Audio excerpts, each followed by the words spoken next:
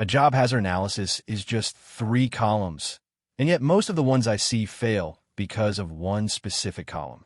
In the next few minutes, I will show you exactly how to fill one out using a real construction task as the example, and I will point out the single mistake that gets JHAs rejected over and over. Get this right, and your JHA actually protects your crew instead of just sitting in a binder. Let's start with the format because it is simpler than people make it. A job hazard analysis is a 3-column table. Column 1 is the step, the sequential actions that make up the task. Column 2 is the hazard, what can actually hurt someone during that step. And column 3 is the control, exactly how you remove or reduce that hazard. That is the entire structure. And quickly, if you have heard it called a JSA, a job safety analysis, or an AHA, an activity hazard analysis, those are the same document with different names, so do not let the acronyms confuse you. The first real work is breaking the task into steps. And here is a rule that matters. Do not write a JHA at your desk. Walk the task or watch it being done and involve the crew who actually performs it because they will spot hazards a supervisor standing back never sees. Break the job into 6 to 12 sequential action-based steps. For setting roof trusses, that might be unload the trusses, stage and brace them, then set and fasten at height. If you have fewer than 6 steps, you're probably skipping hazards. And if you have way more than 12, you are describing tiny motions instead of meaningful steps. Now, the second column, the hazards. For each step, you ask a simple question. What can go wrong here? The key is to be specific. Do not write falling objects. Write the strut falls from the overhead rack. Do not write struck by. Write crane load swings into a worker. The reason specificity matters is that a vague hazard leads to a vague control, and a vague control does not protect anybody. And do not force it to 1 hazard per step. A single step can easily have 2 or 3 real hazards, so list them all. And here is the column that makes or breaks the whole document, and the one most people get wrong, the controls. A control has to be specific enough that a foreman could actually verify it was done, and you should cite the OSHA standard where one applies.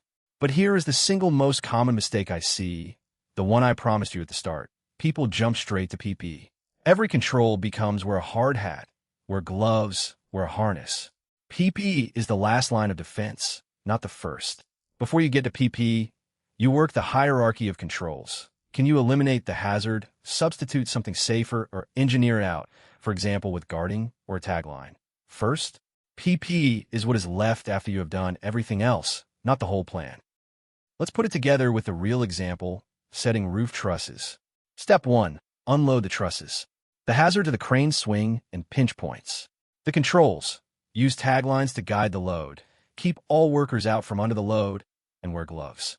Step 2. Stage and brace. The hazard or truss tip over and hand injuries. Controls. Brace per the engineer plan and use cut-resistant gloves. Step 3. Set and fasten at height. The hazard is a fall over 6 feet. And notice the control here is not just wear a harness. It is personal fall arrest anchored per 1926.502 with 100% tie-off.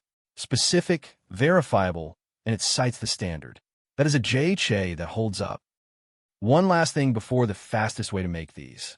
A JHA is a briefing document, not a filing document. Its whole value is that you review it and sign off on it with the crew at the pre-job brief before the work starts, so everyone actually knows the hazards and the controls. List the required PP and any equipment inspections on it. And update at the moment the task, the tools, or the conditions change. A perfect JHA that sits in a binder and never gets read protects absolutely no one. Writing a thorough JHA for every task takes time you often do not have at 6 in the morning. So this is TailgateDocs. You describe your exact task, and it generates the full step, hazard, and control table for you, with real controls that work the hierarchy instead of just defaulting to PP, citing verified 29 CFR standards, and it comes with a crew sign-off block ready to print. It is $29, and because so many crews are Spanish-speaking, a Spanish version is available too. If you just want a blank template to fill in yourself, there is a free one link below as well. Either way, the link is in the first line of the description and the pinned comment. Quick recap. A job hazard analysis is 3 columns: step, hazard, and control.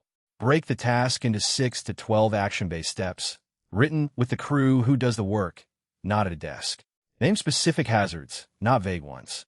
And in the controls column, work the hierarchy, eliminate, substitute, engineer, and only then PP, because jumping straight to PP is the mistake that guts most JHAs.